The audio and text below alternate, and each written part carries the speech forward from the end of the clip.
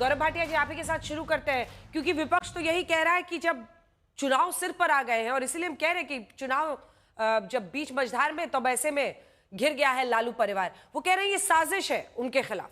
गौरव जी।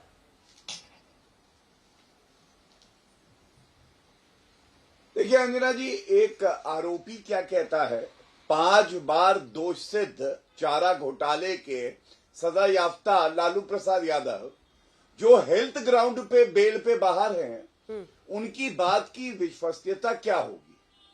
पहली बात। दूसरी बात, मैं सुन रहा था आज बयान दे रहे थे तेजस्वी यादव, मैं दोषी नहीं हूं। लालू प्रसाद यादव भी यही कह रहे थे। अरे कौन चोर है, कौन भ्रष्टाचारी है जो ये कहेगा कि हाँ मैंने चोरी करी है? ये तो जब पकड़े जाते हैं, अदालत में मामला सिद्ध होता है, उसके बाद सजा होती है ना अंजना जी। तीसरी बात, एक कमजोर, घटिया, घिसी पिटी वही दलील रखी। टाइमिंग देखिए, टाइमिंग। तो चलिए एक सवाल पूछ लीजिएगा अंजना जी, जब आपको मौका लगे आरजेडी के प्रवक्ता से। ये एफआईआर जो है 2006 में हुई, 2006 में। उसके बाद मैं पूछना चाहता हूं, इतने साल तक आपके पास पूरा मौका था, न्यायालय जाते, न्यायालय जाके कहते ये जो है पॉलिटिकल वेंडेटा है, राजनीतिक द्वेष से मामला हुआ है, और रद्द करा लेते। और एक तथ्य और बता दूं, मेरे हाथ में देखिए एक ऑर्डर है, ये है 18 जुलाई 2025। एक नाम लिखा हुआ है, सुप्रीम कोर्ट गए थे लालू प्रसाद यादव। लालू प्रसाद यादव सुप्रीम कोर्ट गए 18 जुलाई 2025, लेकिन मुंह की खानी पड़ी और इनकी पिटीशन को निरस्त किया गया। अब इनको कोई राहत सर्वोच्च न्यायालय ने तो नहीं दी ना। इसका क्या मतलब है? प्रथम दृष्टया जो सामग्री, जो साक्ष्य जांच एजेंसियों ने, सीबीआई हो या ईडी हो, जुटाए हैं, उसमें पर्याप्त कहीं ना कहीं मजबूती है, और इसीलिए न्यायालय ने आज कहा है कि चार्ज फ्रेम होंगे। दूसरी बात, ये कांग्रेस पार्टी और आरजेडी, इनको कौन सा गोंद जोड़ता है? क्या ये बिहार सेवा का है, जन सेवा का है, सुशासन का है? नहीं अंजना जी, ये गोंद है भ्रष्टाचार का। भ्रष्टाचारी राहुल गांधी, सोनिया गांधी दोनों बेल पे बाहर हैं। ऐसे ही लालू प्रसाद यादव दोष सिद्ध होने के बाद हेल्थ ग्राउंड पे बेल पे बाहर है। और हमने देखा तेजस्वी यादव, राबड़ी देवी, बीसा भारती, एक परिवार के 4-4 सदस्य, और सबके सब जमीन दो नौकरी लो, जमीन दो नौकरी लो। अब आप मुझे बताइए, बिहार की जनता क्यों नहीं चाहेगी कि न्याय हो? वो जमीन हड़पू जो लोग गरीबों की जमीन छीन लेते हैं, उनको जनता तो यही चाहेगी कि वो जेल की सलाखों के पीछे सह परिवार हो। और अंत करूंगा ये तस्वीर दिखा के, वो एक डायलॉग है पिक्चर का, कितने आदमी थे? तो अगर आप पूछा जाए कितने आदमी थे, तो उत्तर आएगा सरकार, भ्रष्टाचारी 4 थे। और ये भ्रष्टाचारी 4 और परिवार एक परिवार से 4 भ्रष्टाचारी। लालू प्रसाद यादव आप ही के चैनल दिखा रहा था, राबड़ी देवी और साथ में तेजस्वी। आपको ऐसा भ्रष्टाचारी परिवार गांधी परिवार को छोड़ के कहीं नहीं मिलेगा। ठीक है नवल जी, अब आप मोर्चा संभालिए, क्योंकि आज सारा का सारा ये आरोप और ये परेशानी जो है वो आरजेडी पर ही आपत्ति आन पड़ी है। अब देखिए, चारा घोटाला लंबे वक्त तक बिहार की राजनीति का एक ऐसा मामला रहा जो लालू परिवार पर छाया रहा। 5-5 केस, हालांकि अभी जमानत पर है, लेकिन लोअर कोर्ट ने उनको उसमें दोषी पाया। अभी केस चल रहा है कोर्ट में। उसके बाद आप आ जाइए आईआरसीटीसी घोटाला, इसमें भी कोर्ट ने आरोप तय कर दिया। आपको नहीं लगता कि मुसीबत है, ये जो भ्रष्टाचार वाला मामला है वो जिन आपके पार्टी के ऊपर से हट नहीं रहा है, और अगर इस मामले में भी इसी तरह से तेजी से आगे बढ़ता है तो एक बड़ी परेशानी होगी।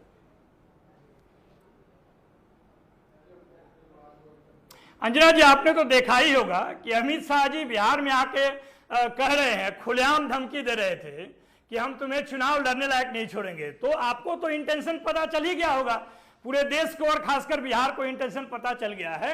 और ये बात, एक बात, दूसरी बात ये सही है कि जब जब चुनाव आता है, भारतीय जनता पार्टी घबराता है और वो अपने तीनों वालाई को सामने लाता है। इसके पास और कोई उपाय नहीं है। बिहार की जनता और देश की जनता को यह भी मालूम है कि जिस एनडीए सरकार ने, भारतीय जनता पार्टी जदयू के लोग, खुलेआम मंत्री लड़ता है कि हमसे ज्यादा तुम करप्ट हो, तुमसे ज्यादा वो करप्ट है, 200 का करप्शन का चार्जेस लगता है, 71,000 करोड़ का सीएजी घोटाला सामने आता है, सृजन घोटाला में सारे लोग लिप्त हैं। कहां है ईडी, कहां है सीबीआई? जब नीतीश जी हमारे साथ थे तो उनके आसपास के अधिकारियों और नेताओं के घर पे छापे मारे जा रहे थे, कहां है उसका रिपोर्ट? ये सारा जो तंत्र मंत्र जो है ना सत्ता पाने के लिए, वो सारा काम करने के लिए भारतीय जनता पार्टी जानती है। और आपको और पूरे देश को यह भी मालूम है कि लगातार इस तरह का दुष्प्रचार, इस तरह का कामयाबी करने वाले लोग, करामाती करने वाले लोग ये देख रहे हैं कि इन तमाम कारणों के बावजूद भारतीय जनता पार्टी का राजनीतिक जमीन यहां पर ध्वस्त होने वाला है। लगातार ये नैरेटिव बनाने का कोशिश किए, लेकिन 2015 में सिंगल लार्जेस्ट पार्टी राष्ट्रीय जनता दल, 2020 में सरकार बनाने के मुकाम पे पहुंची राष्ट्रीय जनता दल, 2025 में 100% सरकार बनने वाली है। क्योंकि आप नौकरी के नाम पे जो बदनाम कर रहे हैं, 5 लाख नौकरियां तो हमने दी है ना, सरकारी नौकरी हर घर में पहुंचाने का ऐलान तो हमने किया है ना। सारे लोग घबरा गए हैं। अब घबराया हुआ जो सत्ता का लोलुप और लालची लोग हैं, दंगाई लोग हैं, भाईचारा चोर लोग हैं, देश में सबसे बदनाम लोग हैं, अपने घर में सारे भ्रष्टाचारियों को रख के और उनको धोते रहते हैं, मिला के धोते रहते हैं, वैसे सभी लोग का ये संयोग है भारतीय जनता पार्टी। इसलिए घबराइए नहीं, निर्णय आने वाला है जनता की अदालत का, और उसमें पता चल गया चाहेगा कि ये पूरे तंत्र को 420 के तरीके से जो चला रहे हैं वो उनका जमीन दो। बीजेपी की तो आपसे दुश्मनी है, और एक और बात, लेकिन एक सेकंड आप इस कंप्लीट कीजिएगा, आप उस पर बीजेपी की तो दुश्मनी है, आपसे लड़ाई है, उनकी भ्रष्टाचार पर आपको घेरते आए, जंगल राज पर घेरते आए, वही मुख्य एजेंडा इस बार भी बनाएंगे। लेकिन मुझे बताइए कि 11 मार्च 1996 को जब पटना हाईकोर्ट ने चारा घोटाले की जांच सीबीआई से कराने का आदेश दिया था, कि तब केंद्र में कांग्रेस की सरकार थी, नरसिम्हा राव पीएम थे, उनकी क्या दुश्मनी थी आरजेडी से? 96 के चारा घोटाला मामले में तत्कालीन मुख्यमंत्री लालू प्रसाद यादव पर जब पहला अभियोग पत्र दायर हुआ, तब केंद्र में भाजपा नहीं कांग्रेस के समर्थन वाली देवेगौड़ा सरकार थी। फिर आ जाइए 2013 पर, जब लालू प्रसाद को पहली बार 5 साल की सजा हुई, जब पहली बार लोअर कोर्ट से कन्विक्शन हुआ, मनमोहन सिंह के नेतृत्व वाली सरकार थी। तब अभय दुबे जी को दुश्मनी थी आपसे, क्या था?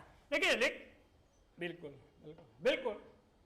अरे अंजना जी, 2013 का बात आपने इनकम्प्लीट क्यों बताते हैं? 4 केस बंद हो गया था, भारतीय जनता पार्टी ने खोला। 2006 या 7 का बात करें, आईआरसीटीसी का पहला, वो सीबीआई ने बंद कर दिया था। भारतीय जनता पार्टी 10-12 साल के बाद जब देखा कि हमारे पास कोई और अस्त्र नहीं है तो हम उसको बदनाम करते हैं, उन्होंने बंद केस को खोला। ये भी बताना मत भूलिए, ये बात तो तय है ना कि हम लोग सरकार में रहते भी हैं, सजा हुई ना, सीबीआई का जो भी काम है उसमें रुकावट। नवल जी, मनमोहन जी की सरकार में एक केस में 5 साल की सजा हुई।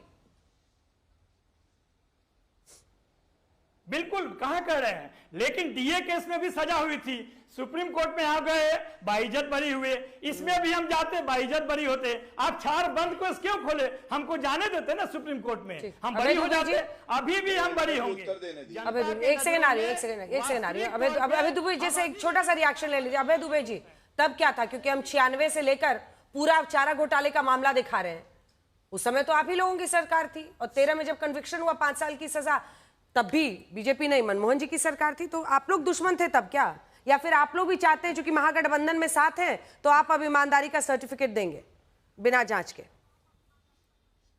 हमने नहीं दिया ईमानदारी का सर्टिफिकेट, हमने नहीं दिया, नीतीश कुमार ने दिया, इनके सहयोगी ने। उन्होंने कहा कि मेरे साथ आ गए इसलिए बदला ले रहे हैं। मैंने तो पहली बार देखा ऐसा सुप्रीम कोर्ट का वकील कहता कि 2006 में एफआईआर हो गई। अरे प्रीलिमिनरी इंक्वायरी थी मेरे दोस्त, जो एफआईआर हुई है 5/7/2017। प्रतिशोध की आग में जल रहे हो तुम। क्या यही शो करते थे खूब? हेमंत सोरेन देखिए, ये हेमंत सोरेन इतने हजारों करोड़ की संपत्ति का आरोपी, जेल गया। क्या कहा हाई कोर्ट ने? कि प्रथम दृष्टिया कोई सबूत नहीं मिलते। ट्रायल कोर्ट की बात नहीं कर रहा हूं, वही संजय राउत के मुकदमे में यही दिन भर डिबेट कराया करते थे चुनावों के पहले। क्या कहा? कि उनसे भी प्रतिशोध लेने की कोशिश कर रहे हैं। ये प्रेस कॉन्फ्रेंस लेते थे हेमंत तो बिस्वा शर्मा के खिलाफ, बुकलेट निकालते थे। अभय जी एक सेकंड आपको टोक रही हूं, आप सारे केसेस गिनाइएगा, लेकिन कुछ देर तो आज के केस पे रहिए ना। आपने खुद ही बताया, हम भी करेक्शन करना चाहेंगे, गौरव भाटिया का 2017 में ही पहली बार एफआईआर दर्ज हुई थी। उन्होंने गलत बताया, एफआईआर दर्ज नहीं हुई थी 2007 में। लेकिन अगर आपके सरकार के दौरान 2006-2007 में सीबीआई ने preliminary inquiry Indian Railways Catering and Tourism Corporation यानी IRCTC होटल स्कैम में शुरू किया था, कोई वजह रही होगी ना साहब? हाँ ना, नहीं तो अच्छा बताइए ना, इन्होंने क्या एलिगेशन क्या है मेन जानती हैं आप? कि एक सरला गुप्ता नाम की महिला ने, वो बताते हैं लालू जी की बेनामी संपत्ति उसने खरीदी और सर्कल रेट से कम रेट में खरीद ली।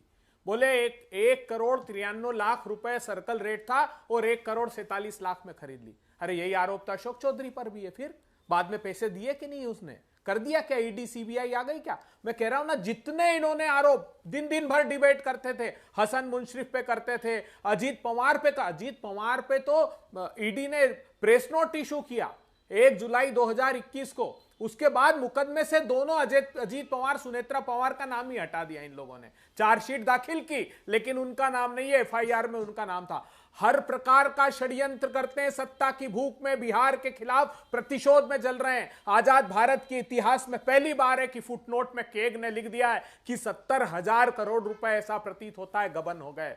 क्या था सृजन घोटाला बताइए ना। भारतीय जनता पार्टी के शीर्ष नेता की बहन पर आरोप था, हजारों करोड़ रुपए एनजीओ के अकाउंट में आरटीजीएस कर दिए ट्रेजरी के। उसके लिए तो कम से कम मुख्यमंत्री जिम्मेदार होते, उसके लिए तो उप मुख्यमंत्री जिम्मेदार होते तत्कालीन दिवंगत हमारे सुशील मोदी जी। नहीं, लेकिन साहब कहीं इन पर आरोप लगेगा तो ये पाक साफ हो जाएंगे और प्रतिपक्षियों से प्रतिशोध लेंगे।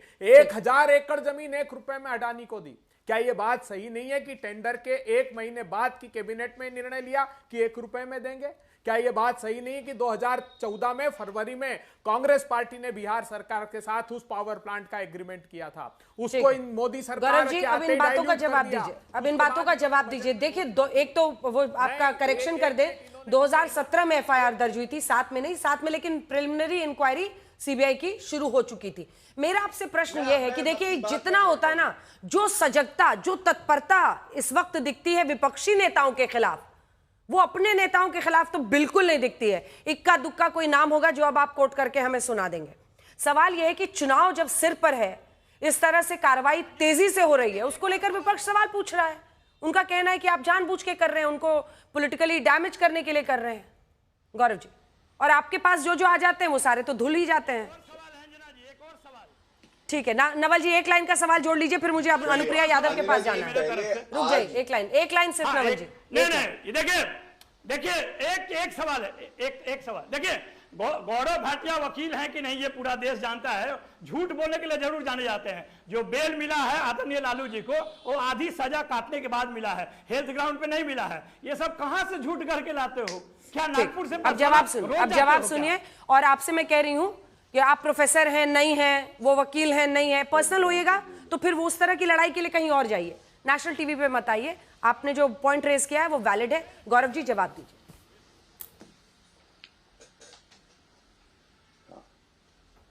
देखिए अंजना जी, सबसे पहले मैं एक बात जरूर कहना चाहूंगा, दर्द हुआ है इन लोगों को, भ्रष्टाचार सामने आया है, इसीलिए व्यक्तिगत टिप्पणियां करते हैं, लेकिन कोई बात नहीं।